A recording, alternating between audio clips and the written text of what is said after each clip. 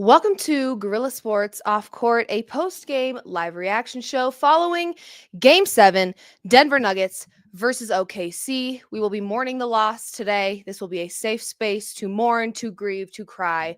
Very few smiles will be shown, very few laughs will be exchanged. But of course, shout out to our friends over at Landmark Lincoln. This post-game live reaction show is driven by Landmark Lincoln. Stay tuned. We will be mourning the loss very soon. Hello and welcome in. Please do not leave your luggage unattended on the station.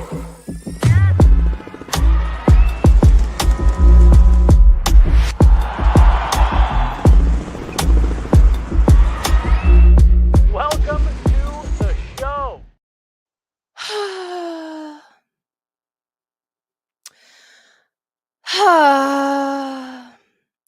Ladies and gentlemen, hear he. We will be mourning the loss of the Denver Nuggets. What an extraordinary season by my favorite team. This is a safe space for grief, for mourn, for sadness. And I'm letting the people know that we are here. Any person that feels like that was a lot to handle. I am in mourning. I am sad. I am feeling defeated, depleted, and highly agitated. I chose to wear my funeral attire because we will lay this season to rest. We will mourn this loss. I will likely be grieving for some time now. And I hope that this post-game live can be exactly what we need, where in typical funeral fashion, we go through all of the great memories of this 2024-2025 Denver Nuggets team. You know, here's the deal. There's a lot of negative things I would like to discuss. But considering I'm already in my stage of mourning and grief, I don't think we should start there. In typical funeral fashion, we start with the highs, the memories, the laughs, the things that make us feel good, okay? So that's what we're going to do today.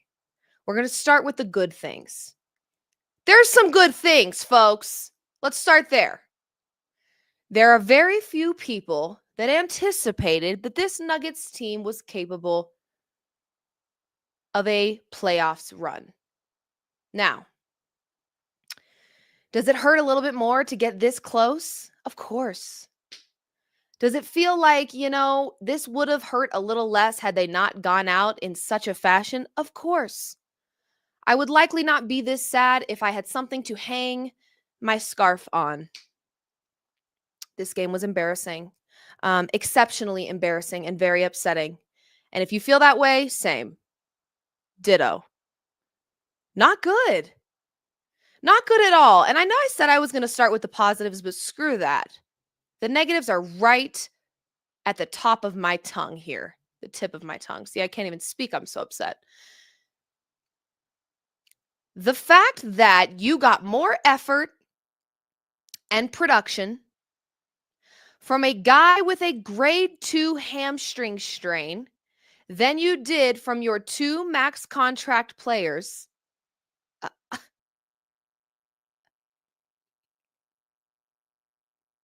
I beg your pardon? Aaron Gordon was not even expected to play in this game for most of the day. No, not even expected to play. And I already know most of you are going to get onto this show. I've already got people on Twitter, how was Westbrook? How did you think Westbrook was, Liv? Blah, blah, blah, blah, blah, blah, blah. Was I happy with what Westbrook gave me? No. But add it to the damn list. Add it to the damn list. And to be quite frank with you, I was a little too distracted by the max contract guys like Jamal and MPJ basically being missing in action for the entirety of that basketball game. Forgive me if Westbrook was not top of mind. Forgive me if, yes, Russell Westbrook did not do in this series what I hoped that he would. And he was far more reliable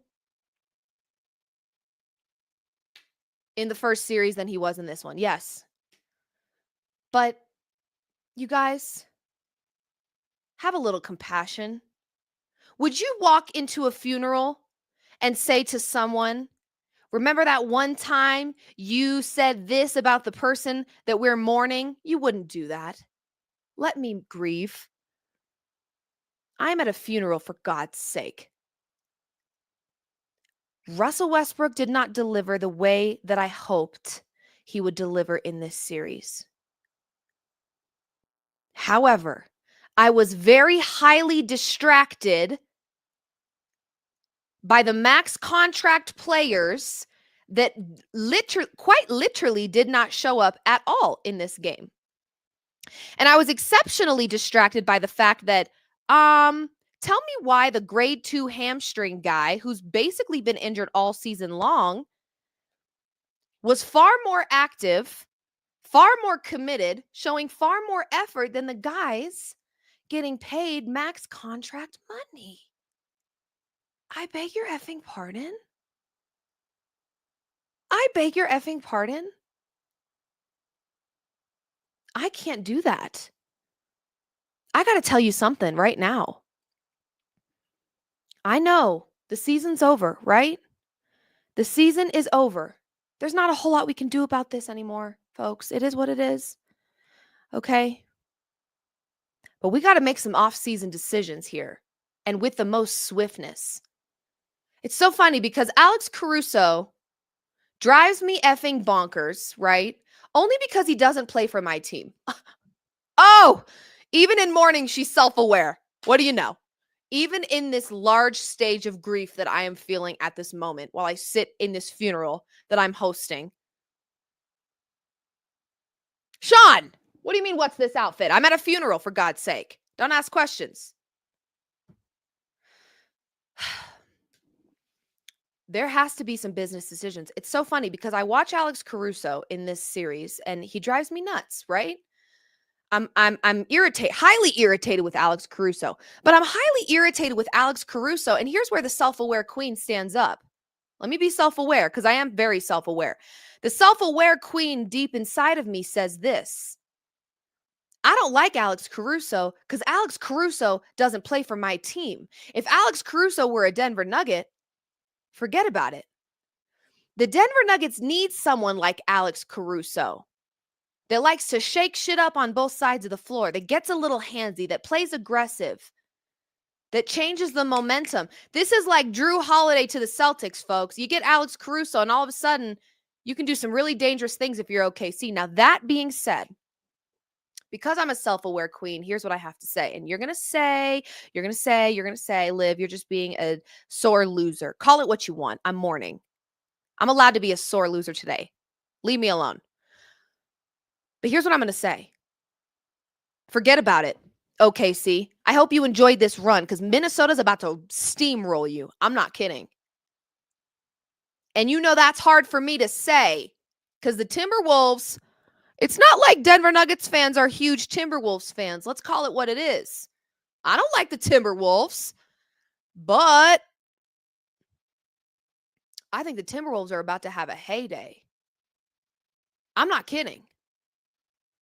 Back to the Nuggets for a moment. Some serious changes need to be made in the offseason, and so help me God. The reason I am grieving and I am in mourning is very simple. 2 words. Calvin Booth, how dare you do this to me and to the rest of Nuggets Nation?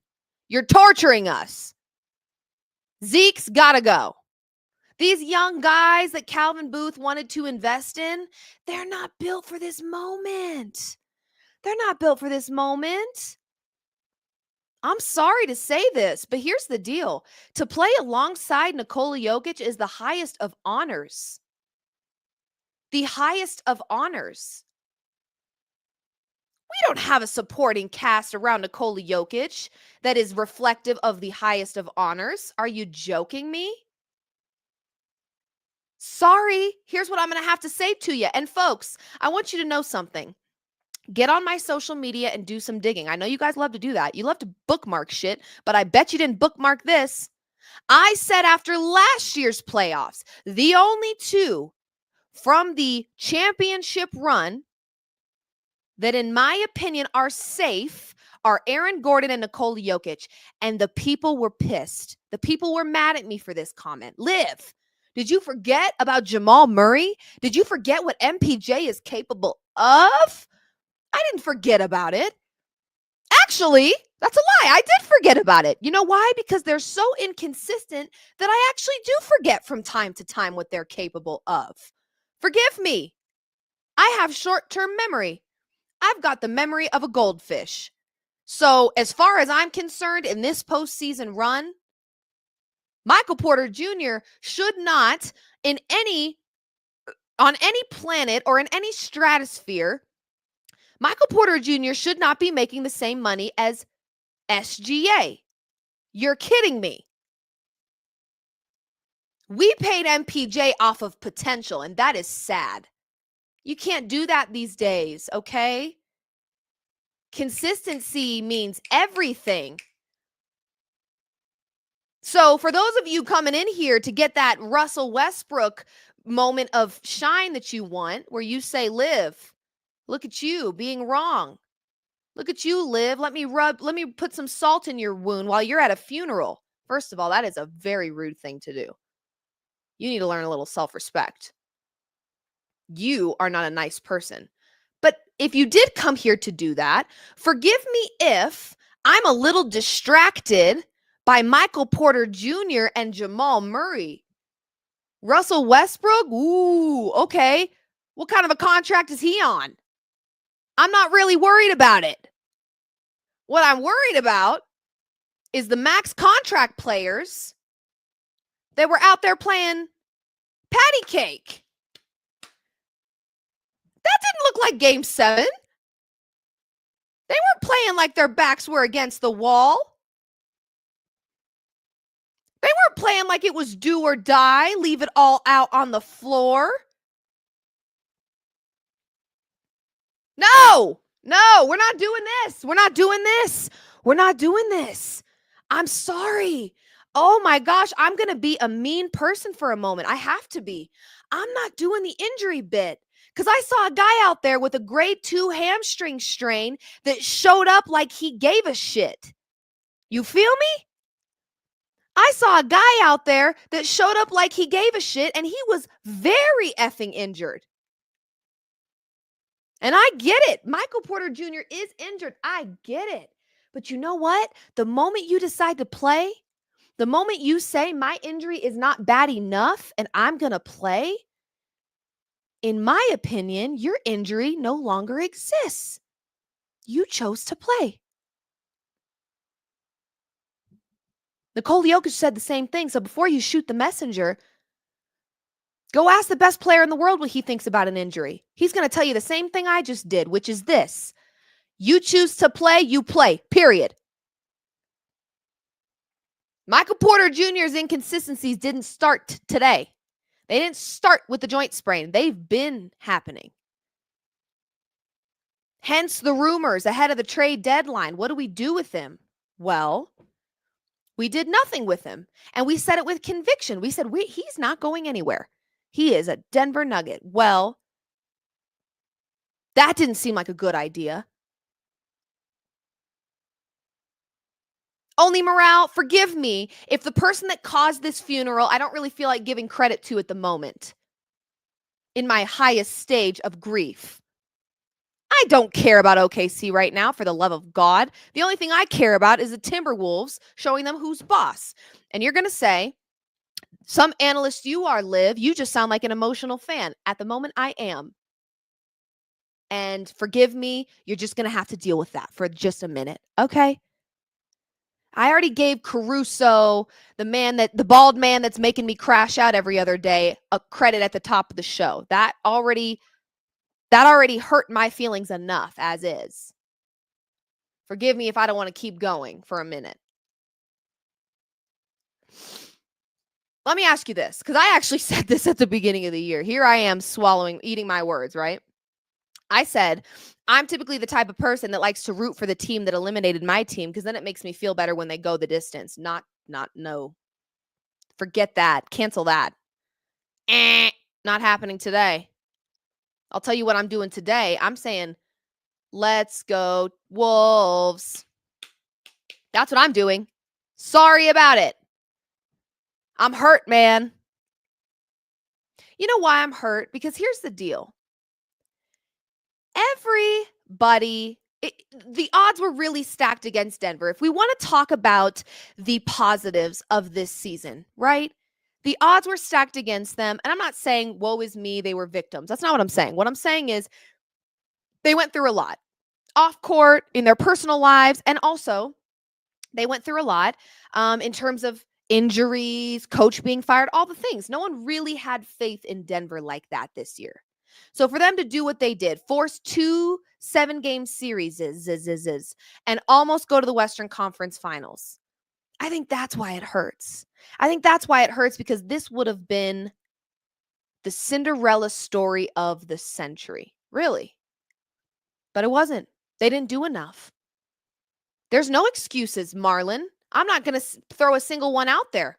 No. No excuses. How pissed do you think I am right now with 2 max contract players being MIA the entire game? I'm super freaking pissed, actually. Super pissed. Not okay. Real fans root for the team that beat them. Well, I guess I'm not a real fan then. I'm not. Apparently. Because I'm not doing it. I can't root for OKC. Ask me tomorrow. Maybe my answer changes. But for now, no. I'll tell you really why I am rooting for the Timberwolves. I really am a fan of Anthony Edwards. I just am. And I have been for some time. I really am. So honestly, it's a little bit more about that than it is rooting against OKC. But right now, for the plot, I'm rooting against them. Because why not? Screw them. They pissed me off. They just, I wasn't planning on attending a funeral today. And look at me. In the thick of mourning. It's hanging over me like a thick cloud of fog and distress. Yeah. So, okay, I'm not a real fan. I'm not rooting for OKC. Sue me over it. I'm done. Why not root for SGA? Because he pisses me off. That's why. I don't have to have a reason. I don't want to root for him. There. I said it. Ha! I said it. Here's why.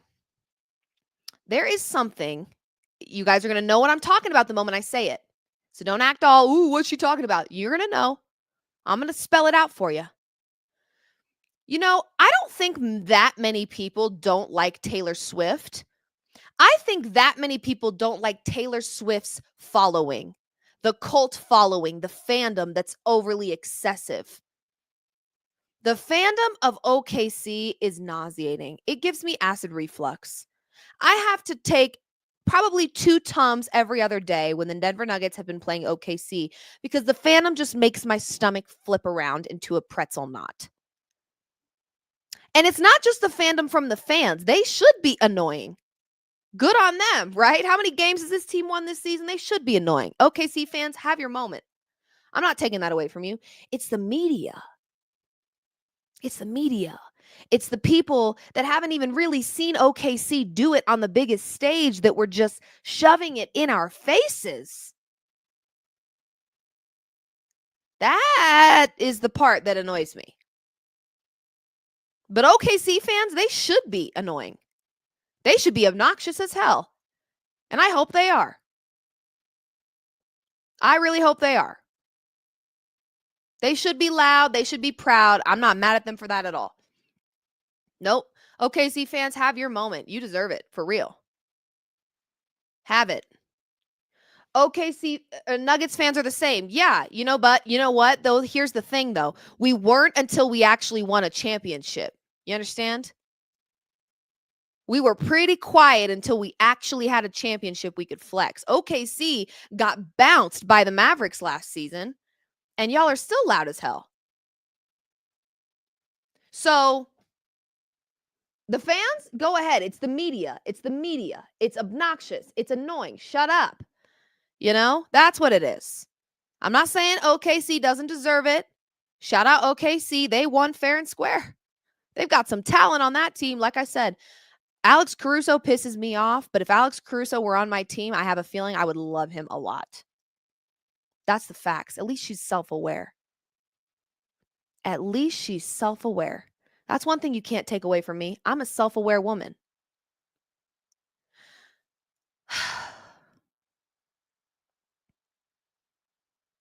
It's just crazy. Only Morale, get out of the chat asking me to give SGA his credit. I'm not doing that today. I'm just not. I don't have it in me. I'm mourning.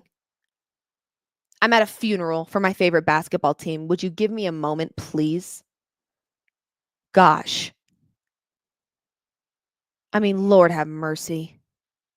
We're going to have some clips coming in. Shout out to Jet. Shout out to Jason out in OKC, just busting it down for us, holding it down for us out in OKC, getting us all the things we need so that we can properly take care of this show.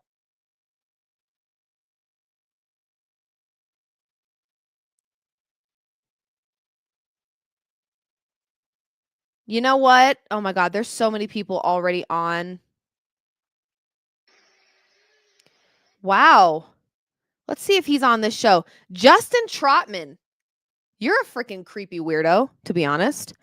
And that's all I'm going to say about that. Your tweets are super creepy. You might need to go to therapy. Anyway, I'm not, you know what? When I'm in my thickest moment of grief, I'm not afraid to drop some names, okay? So don't be a weirdo. Also, this may shock a lot of you. Not one time have I mentioned officiating in this show because that is completely irrelevant to the issue today. Thank you. So if that's what you anticipated from me, you don't clearly watch my shows because I don't really care about that right now. You should have known watching that game, oh, she is going to go in on MPJ and Jamal Murray. Oh, yep, sure will. Because what was that? I haven't mentioned one singular thing about the officiating because, quite frankly, it doesn't matter. That has nothing to do with this game. Nothing. And I actually didn't think the officiating was all that bad. Really. Marlon, I don't want to hear about MPJ's injury. I don't. You know who else was injured and who showed up today looking like they gave a shit? Aaron Gordon, who wasn't supposed to play with a grade 2 hamstring strain. I don't want to hear about injuries today on this program. I don't want to hear about it. Nope. Don't want to hear about it. I don't. What about my dumb take on Westbrook? It wasn't a dumb take at all.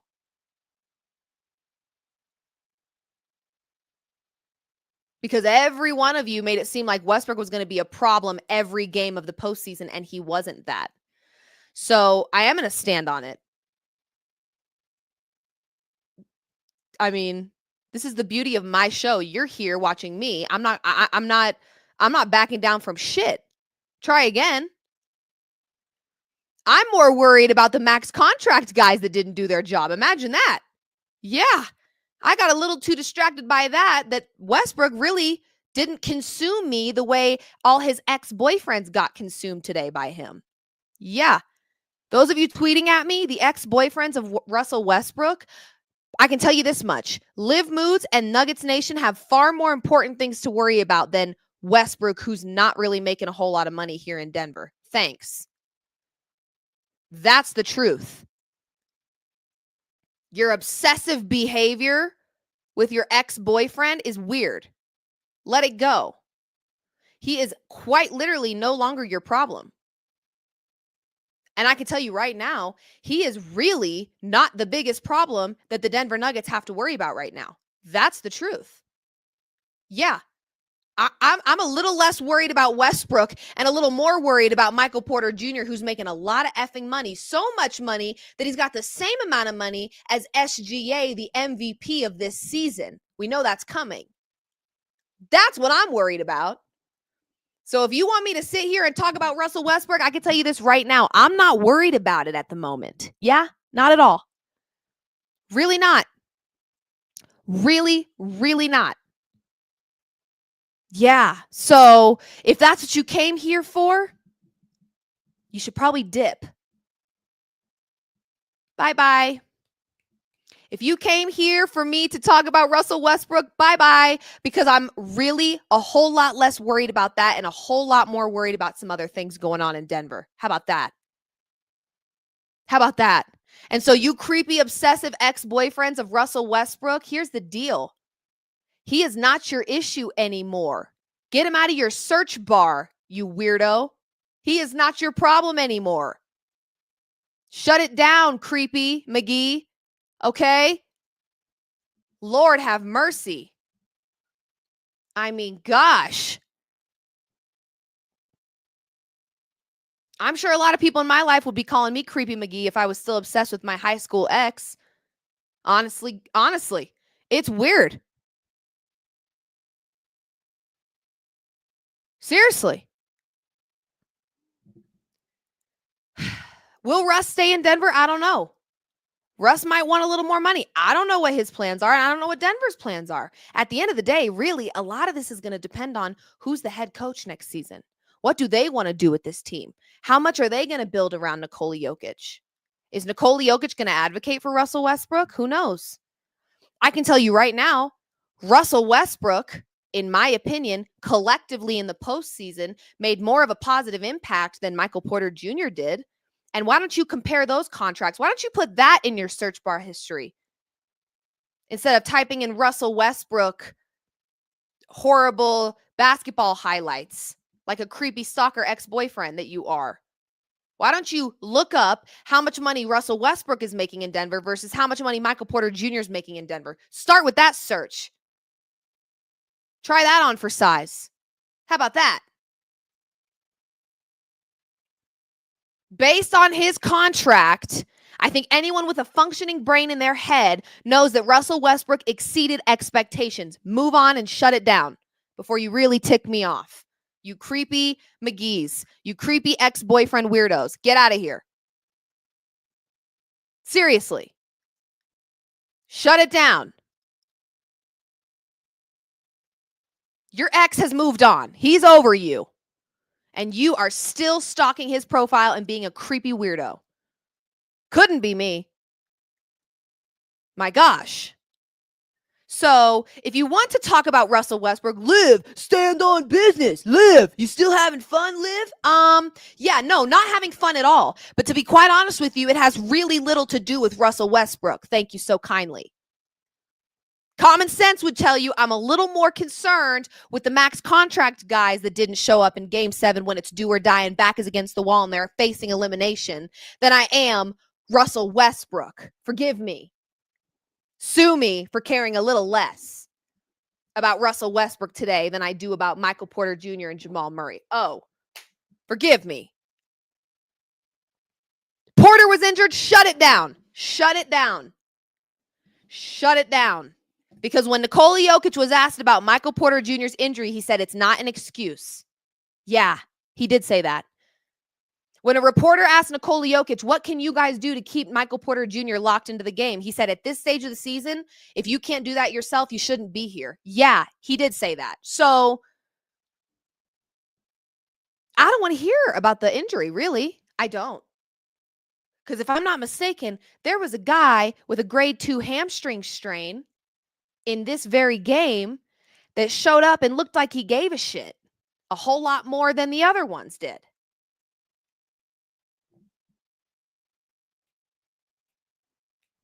So that's the problem. Aaron Gordon gave you more. Aaron Gordon gave you more today. And he wasn't even supposed to play. Guys, it's not okay. Really, what it shows us is that in the offseason, depending on how the hiring process goes for Denver, who the coach is, who the GM is, all those things, right? A lot of that's out of our control right now. We don't know what that's going to look like. Depending on that, there really has to be some serious business decisions made in the offseason. There has to be. There has to be. some serious business decisions made, because I see a lot of people chirping out there in the world of social media saying, where's Jokic going to be? Is he going to be with Denver? The thought of that makes me ill. It makes me want to puke, to be completely honest with you. It makes me want to hurl. Absolutely sick to my stomach. Okay. But would I blame Nikola Jokic? Oh.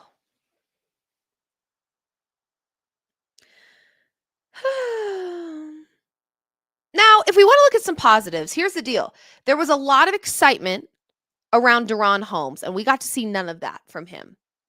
He will be helpful for Denver. Oh my God, my scarf. Everything is crazy. Deron Holmes will be huge for Denver. We know this. Oh my God, don't ever put this on me. What's wrong with you? You trying to make me crash out even more?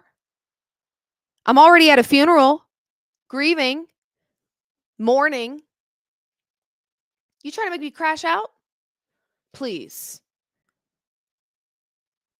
Come on.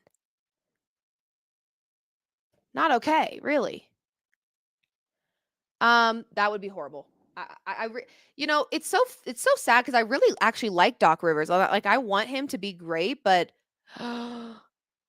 when it comes to it's just the postseason, man. It's just the postseason. Like, it gives me like serious stress. Serious. I think I need a little air. Lord, give me strength, Lord. Lord, oh Lord, please give me strength today. Thank you. Denver's chances are cooked. Done, in all caps. That was a little excessive. Maybe calm down a little. I don't have it in me. Please, please, please, please. Oh! Did you guys just see me get attacked by this microphone? It's getting worse.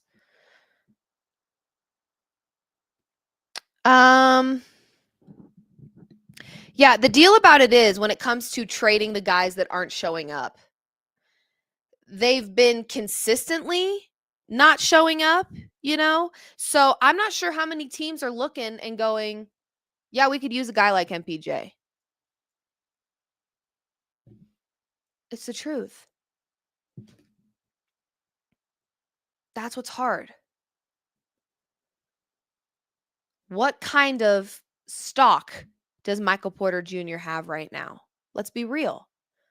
I'm not being offensive on purpose. It's just the truth. I don't think many teams are out there looking at Michael Porter Jr. and saying, that's a guy we could use right there. You know what I mean? So what do we do besides just sit here and grieve and mourn and say, Calvin Booth, how dare you? How dare you disrespect us this way? What did we do to you? I don't know. I'm trying to figure it out still, what we did to this man, but it's horrible. I don't think you need Saric. I don't think you need Zeke. You know, Jalen Pickett, we saw some promise from Jalen Pickett in those minutes that he played. I like Julian Strother's upside, but Saric, Zeke, MPJ, you know, that's probably the three right there that I'm looking at. Hey, there's no use for you here anymore. What do we do about that? But what teams are looking at those guys and saying, we're going to get some bang for our buck with this one? Oh my gosh. And that right there, ladies and gentlemen, is why I am mourning. Welcome to the funeral service, because I am in mourning, the thick of it. We are mourning the loss of the Denver Nuggets season, one that could have been for the history books, really. Now, I can still have a couple of positive things right here and say this much. You know what I mean? Here we go. Let's get into the positives for a moment. They had a lot of things stacked against them. They did, and they did their thing. They did what they could with what they had. Adelman did what he could with what he had. But a lot of what the Nuggets are facing, and a lot of what I think they'll continue to face for some time, is really poor decision-making by Calvin Booth. Some of it feels a little irreversible. And that's a problem. What teams out there are looking at a Zeke Naji going, yes, please? What teams out there are looking at a Michael Porter Jr. saying, yes, please? And I'm not being disrespectful. That's just the truth. This is a business. This is a business. And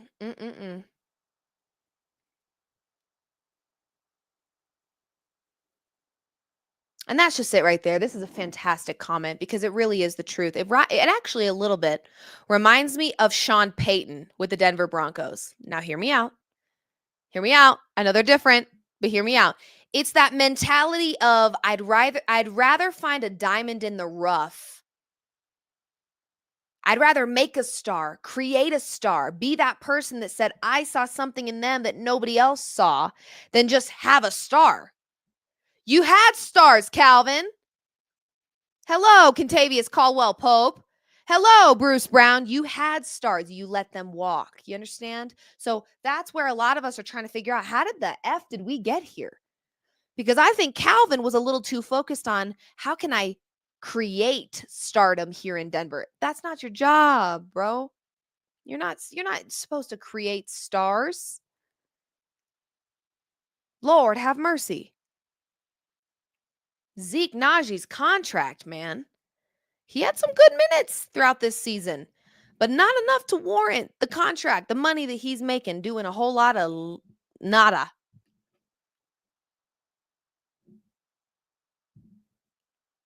So, what do we do about that, huh? What do we do? The stock of the guys that we would like to trade. I've seen it in the comment sections since we started this show. The players you guys want out of here don't have a lot of stock. So what do you do?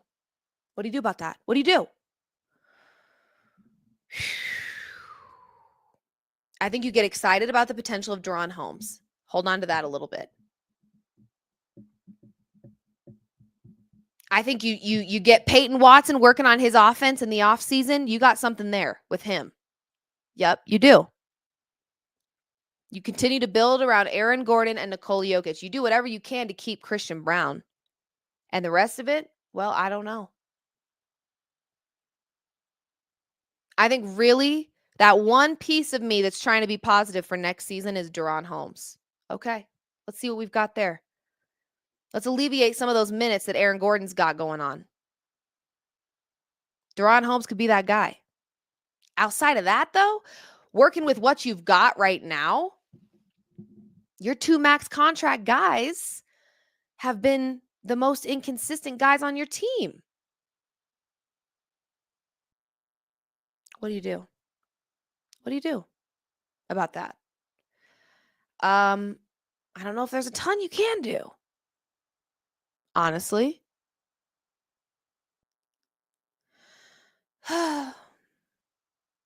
This is a funeral service.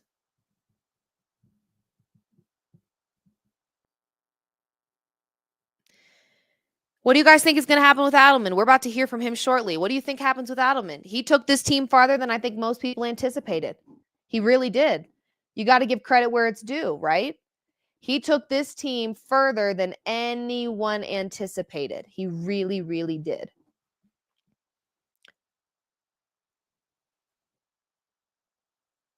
What do we do? What do you do about Adelman? Is he in strong contention? I think he did. I think he exceeded expectations for a lot of people. I think it really is going to make a difference how Jokic feels about Adelman. And as far as I know, Adelman and Jokic have a pretty great relationship. I think Adelman has a great relationship with a lot of the guys on this team.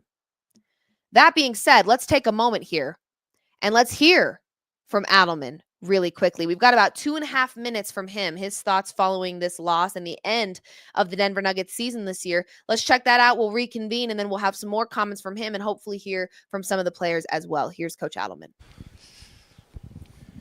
David, just what are your emotions as the season comes to an end? Crush for the guys in there.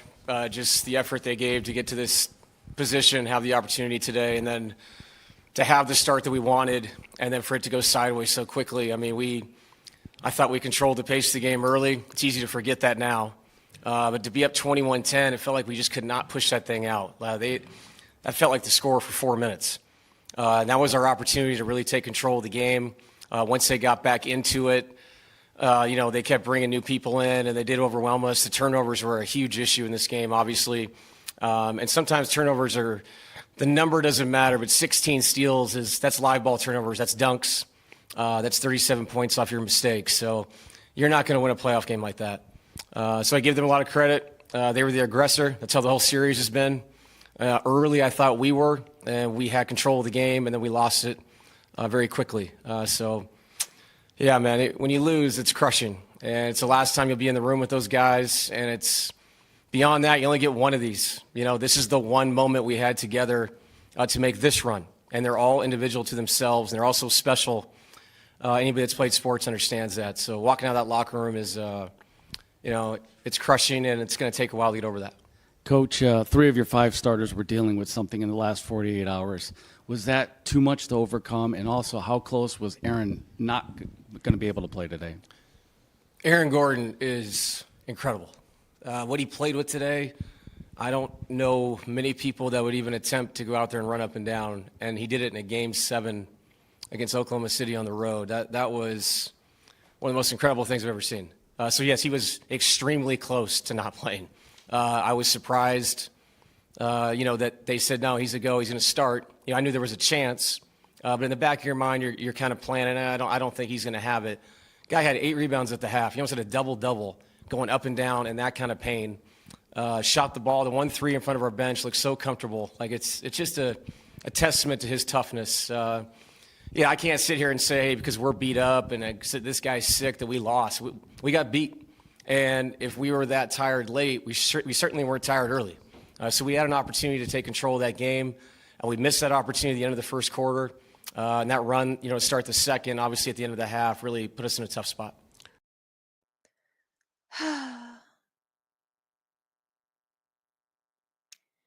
I mean, here's the deal. I'm seeing still some comments about Michael Porter Jr. and people wanting to say, hey, there's an injury and we be considerate of the injury.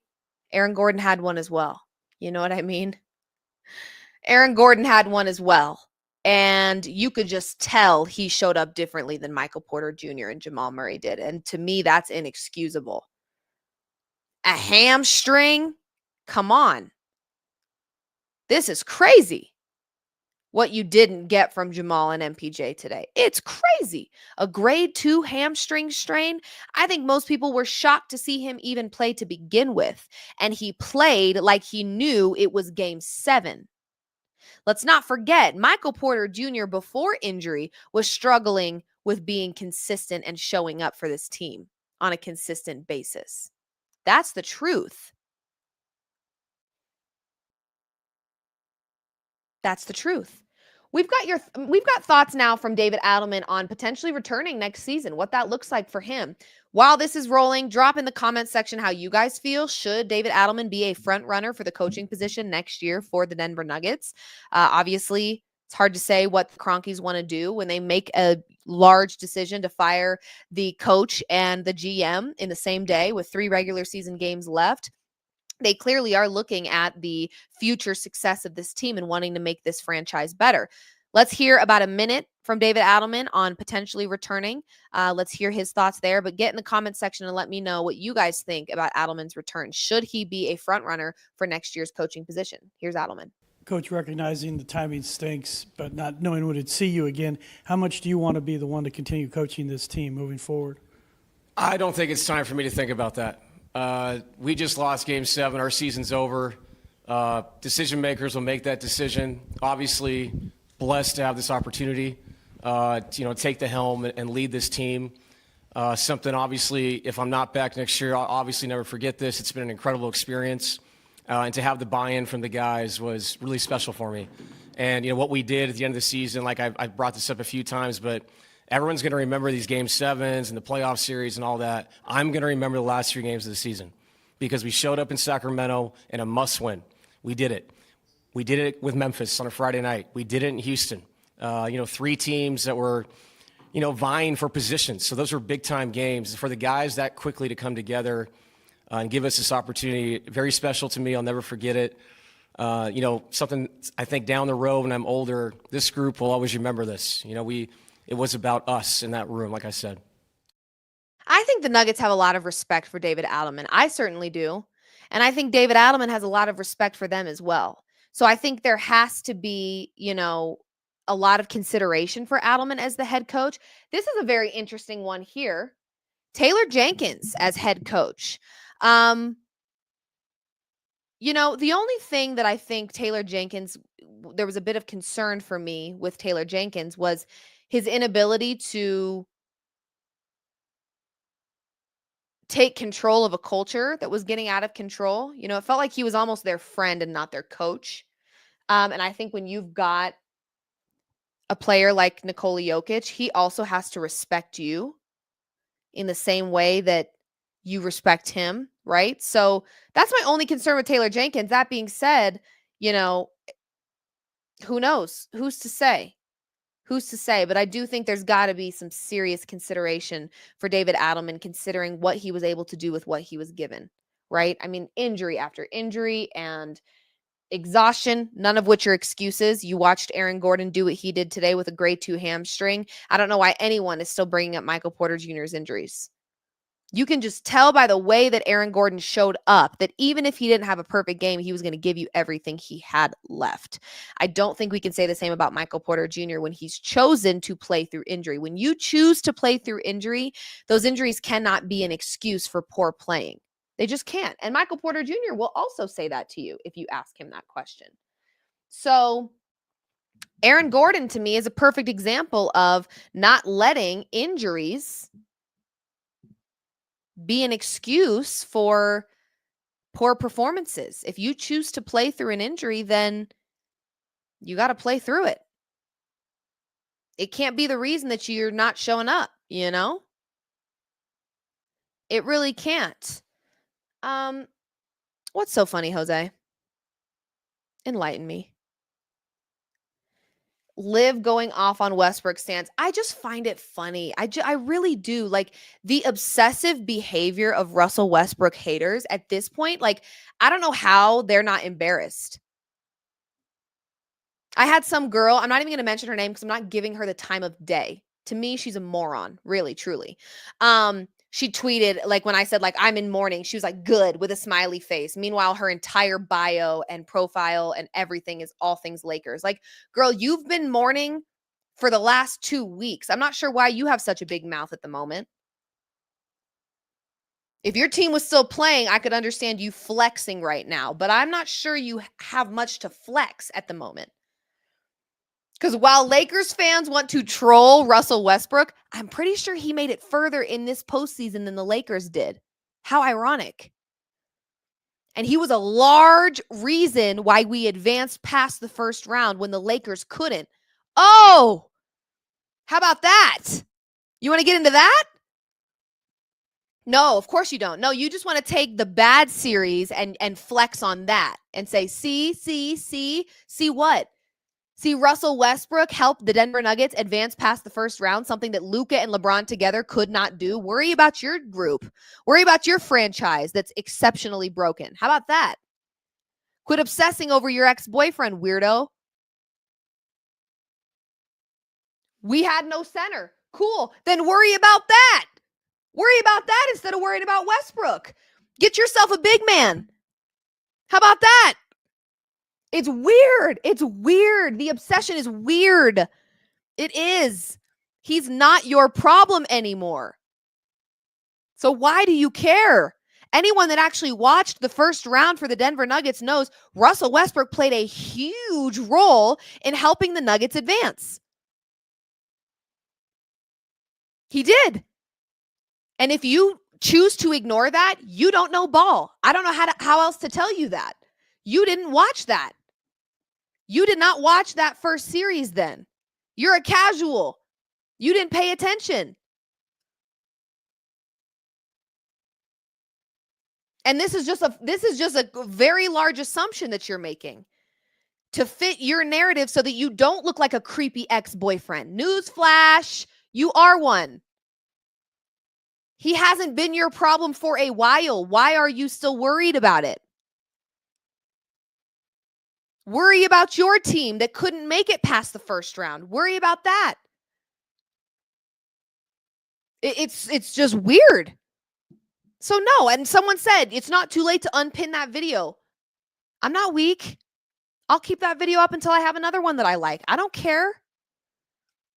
I don't care. Liv, if you didn't run your mouth, now that is hilarious because there is not a group of fans that run their mouths more. If I'm not mistaken, it wasn't me that put Russell Westbrook's face over my video. Somebody else, a Lakers fan, took time out of their life to do that. You want to talk about running your mouth? Lakers fans know a thing or two about that. Go look at my page. Typically, it's responses. I'm not I don't have time to be messing with y'all. Your team hasn't played in weeks. I don't give a shit about the Lakers right now. I really don't. I don't care. It doesn't affect me. It doesn't affect how I sleep at night, by the way. It really doesn't. So it's hilarious to me that y'all are like, oh, pointing and laughing now because you always talk shit. I respond to shit talking. Don't get it twisted now. Don't get it twisted now. Somebody else took the time to make the Rochelle Westbrook thing because they clearly need a hobby. Somebody else did that. That was a video that I posted because this is my job to talk about this team. It was my opinion on my page for my job. That's it. That's what I did. I did my job. I put it on my profile. It's the people that keep seeking the video out every time Russ made a mistake in the regular season. That's the shit talking we want to talk about, Jose. Don't get me started. Don't get me started, Jose. And I'm all about some shit talk, but I got to tell you, I'm going to clock you when I think you're being a weirdo. And the obsession over Russell Westbrook to me is weird. Worry about the fact that you don't have a center. Let's start there. That's what you should be worried about. You shouldn't be worried about Russell Westbrook. What the hell does that have to do with your team? Honest to God.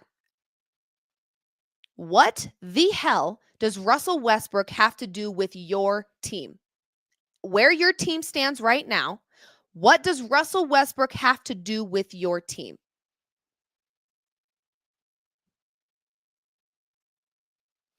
I don't understand it. It doesn't make sense to me.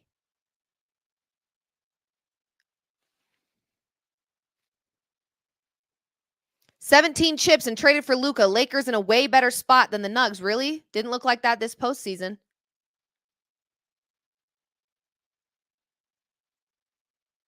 Okay, cool. I'm talking about the here and now. I'm not talking about next season. I'm talking about right now. Right now in this moment, the Lakers were not in a better position than the Denver Nuggets. Newsflash. Or they'd still be playing. Imagine that. But they're not. Imagine that. Okay, cool. Great. Lord have mercy on my soul. It's unbelievable, really. It's unbelievable. Truly. Truly, truly, truly. I do want to give a shout out to a couple of Lakers fans, though, really quickly. Who's this one? Hold on. Let me see here really quick. He's 444 on Twitter. I don't know if you guys, if he's, I doubt he's watching. I have zero idea. But Slim Sleeper with no ER at the end.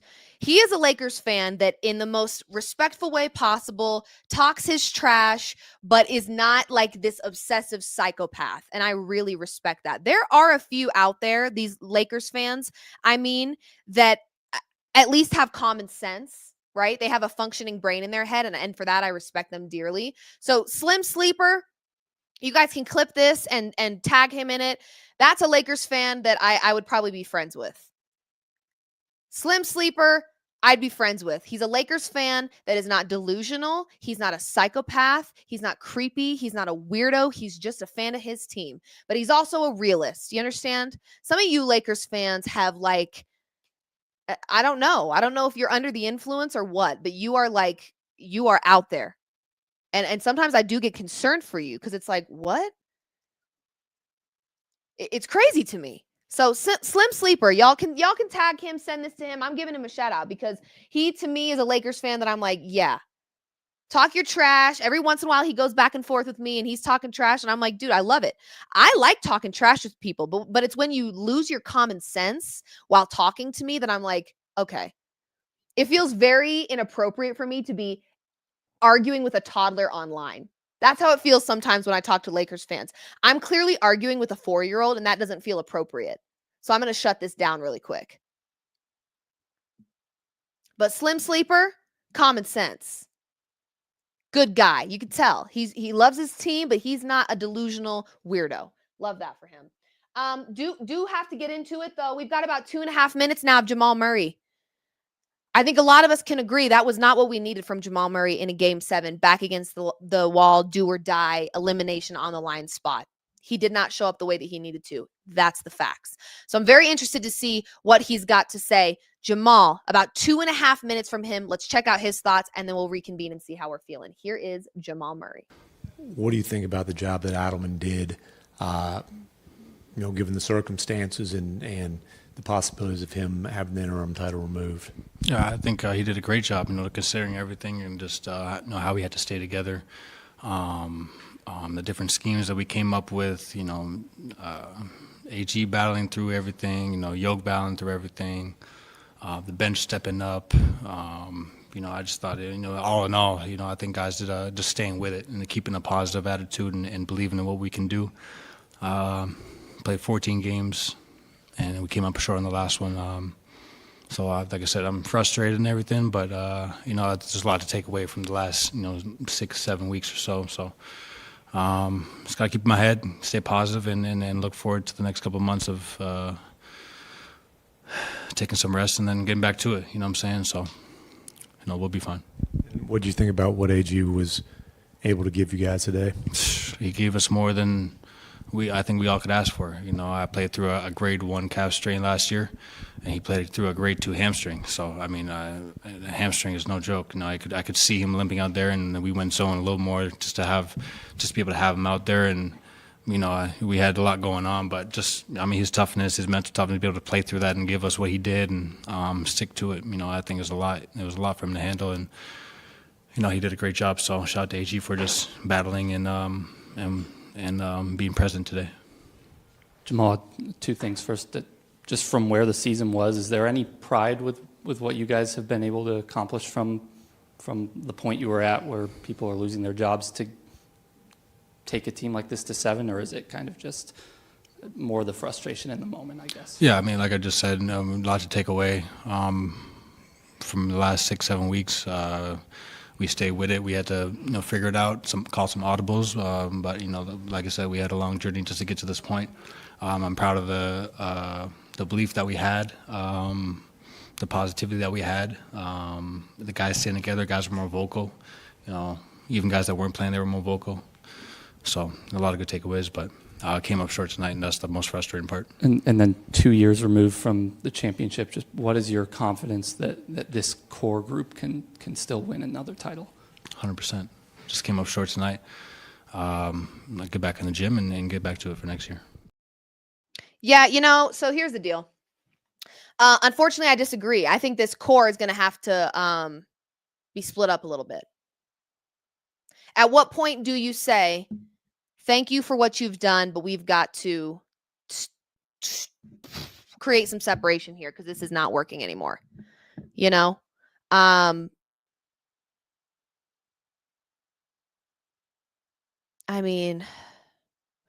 are going to hear from Michael Porter Jr. in the locker room. That one, Learn how to spell if you're going to flame me in my own show. Learn how to spell, I beg of you. Basic grammar is not that difficult. I learned it in kindergarten. That was a very long effing time ago. If you're going to spell my name, spell it correctly. It's Rushelle. Rochelle Westbrook. Spelled correctly, come at me correct, or bounce. How about that? Basic grammar. It's really not hard. Thanks. Okay, I'm back. God. Oh, you see what I mean? When I argue with people and it feels like I'm speaking to a 4-year-old, it feels inappropriate to keep arguing back and forth with a kid, a toddler. That doesn't feel right. So I usually just disengage.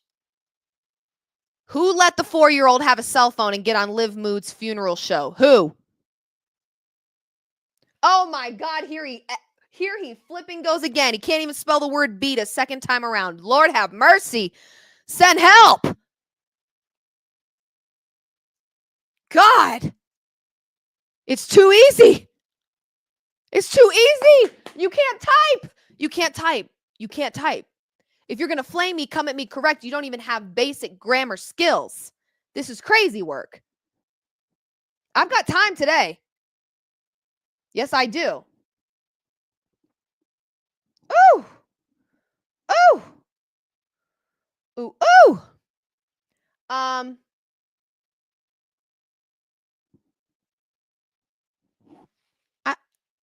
Does that make sense to anybody else? Spell check content nice. What? Okay. Okay. See, I like this one. Not because he complimented me, but because he used the correct your. Okay. He's heating up. I like that. Deflecting, I see. Hashtag get well soon. Isn't that your favorite thing to tweet at me? But usually you also attach it with hashtag Lake Show, but the Lake Show part has been missing as of late. I wonder why. Okay, moving on.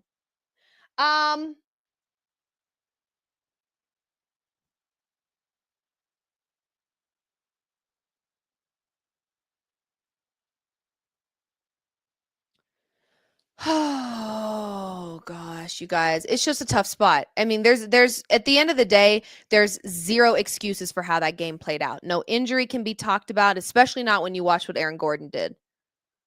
We can't use injuries as an excuse. We can't use health. We can't use exhaustion. It is unfortunately the way the cookie crumbles, right? OKC swept in 4 games. They got extra rest. That's how it works. The Nuggets had to force game 7. They got less rest because their series went longer. It's just how it works. There's really no excuses. You can't make excuses. The Nuggets, almost the entirety of the playoffs, had only 3 guys on their bench that were being played and utilized. 3. The lack of depth will kill you. But at the same time, you look at what this Nuggets team was able to do with a lack of depth, and you look at where the season ended, and you go, you get this much more from Michael Porter Jr., you get this much more from Jamal Murray. This game could look different. But those are the shoulda, coulda, wouldas that we really can't even entertain at this point. Because there's no excuses. It just is what it is, right? It is what it is. You needed more out of Michael Porter Jr. in the postseason. You just did. He also disappeared last postseason against the Timberwolves. He was MIA. So the injury thing is really tough for me because I can't just say, oh, MPJ will be good once his body's right. I can't say that with confidence because even when his body is right, he's not consistent. You know? So where we're at now is just, in my opinion, along with figuring out your coach and your GM for next season, you got to figure out what this new core looks like. Because I know Jamal is saying with confidence, I still feel pretty good that with this championship core, the ones we've got left, that we can do it again. I disagree. Let me put it this way. I'll believe it when I see it. And Marlon, I don't think it's fair to say this. MPJ is the scapegoat. I'm not entirely putting this entire postseason, season, and game on Michael Porter Jr. But what I am saying is when you're a max contract player and it's an elimination game, you gotta do more. It's that simple. There's a lot of guys that can step up more. I want Peyton Watson in the gym working on his offense in the offseason, and I believe he will. You loved just about everything you saw from CB throughout this season. He exceeded expectations. I don't think a lot of people knew what we would get out of CB. A lot of people were worried about his three-point shot. He exceeded expectations. Aaron Gordon was your playoffs MVP. Nikola Jokic will be Nikola Jokic. That leaves Jamal and MPJ that just kind of were, You make A+ money, but you give a D+ performance. People got to start asking questions here.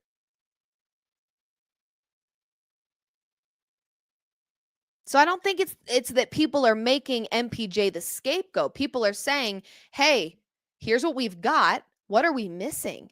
What you're missing is a small forward that can deliver consistently. That's what you're missing. So I don't sit and really stew and worry about Russell Westbrook in this particular series because he's one of many issues that's going on right now. But he also, to me, is one that's a little less important.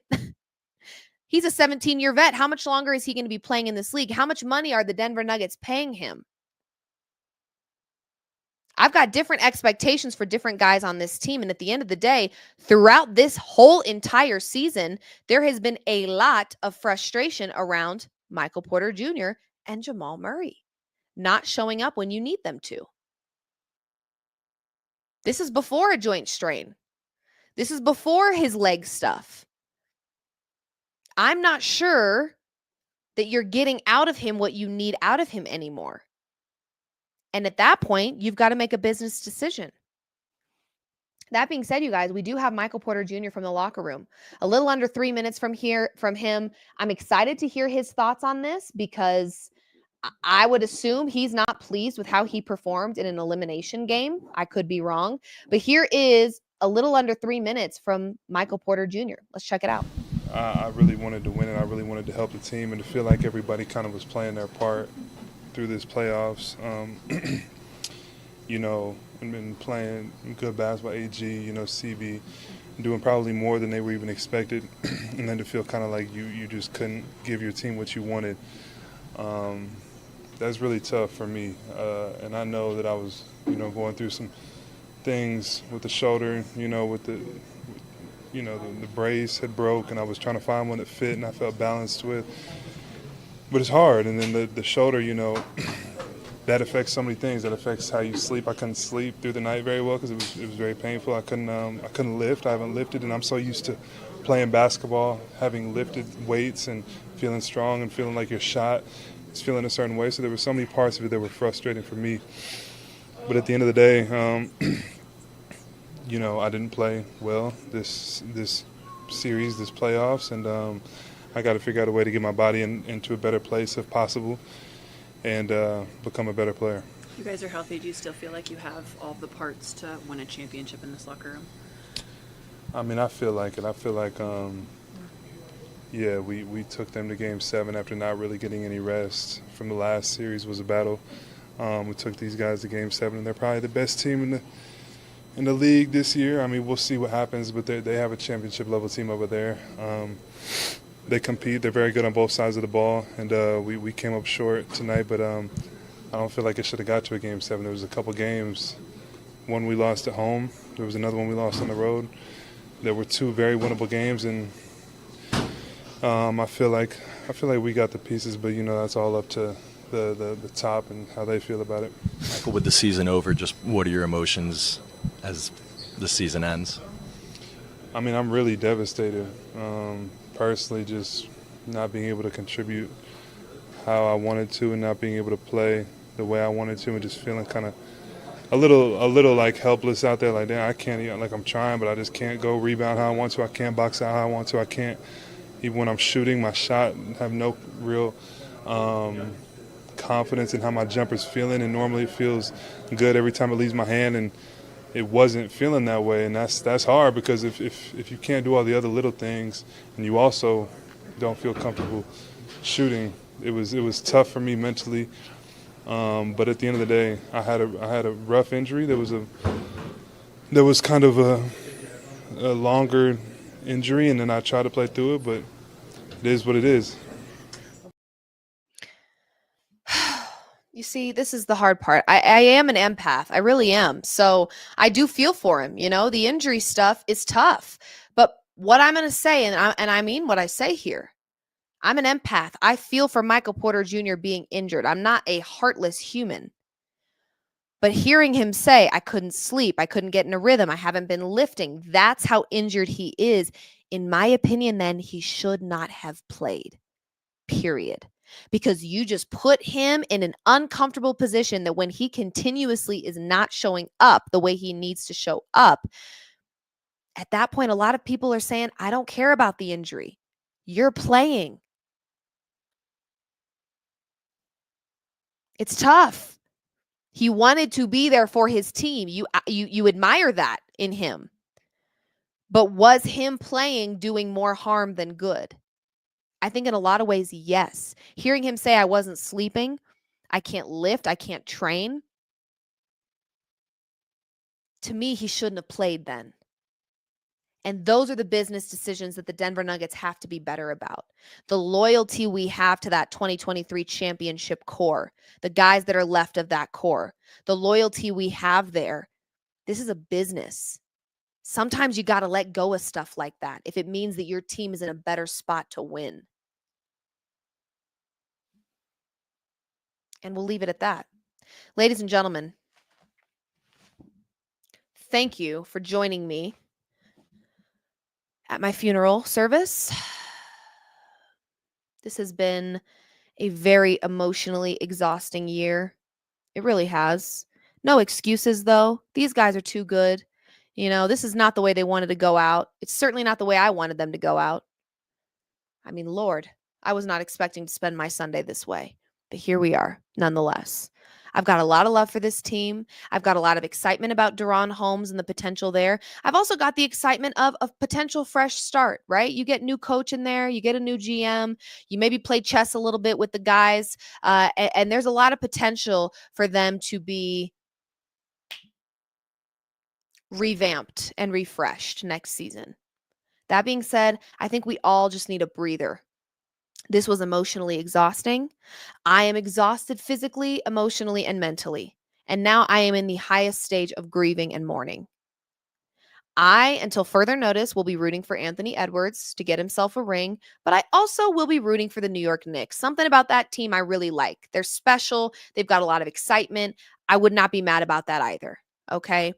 I do want to take a moment to thank you guys for being along this ride with me, these post-game live shows. They've gone really late in the night. There's been a whole lot of them. You guys have stood by me. We've got over 33,000 people watching live right now.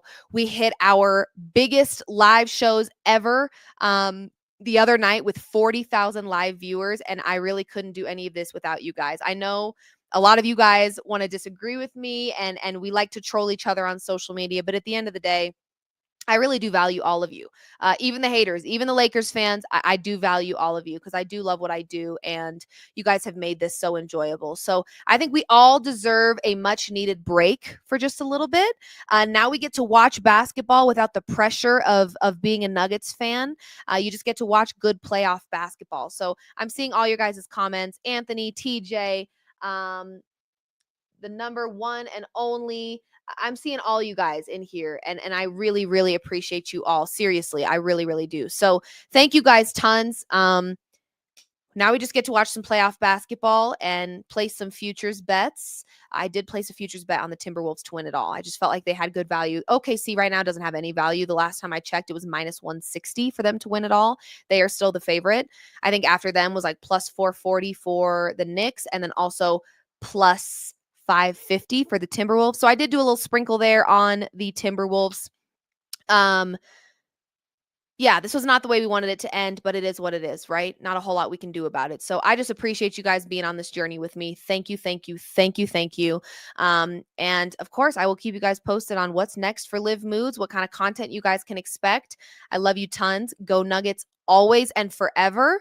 And as we get into the offseason and start hearing new things about the Nuggets and who they're hiring and who they're firing and who they're trading, we'll continue to have some good content for you. So much love to you all. Shout out to our friends over at Landmark Lincoln. They are driving this post-game live, our final post-game live reaction show of the season for the Denver Nuggets. I cannot believe it. It's been such a ride. It's been such a long and emotionally exhausting season, but nonetheless, a really great one having you guys alongside with me. So thank you tons. Liv Moods signing off for the Denver Nuggets season. Go Nuggets always, and we'll be in touch. We will be in touch. Thank you guys, and have a wonderful Sunday.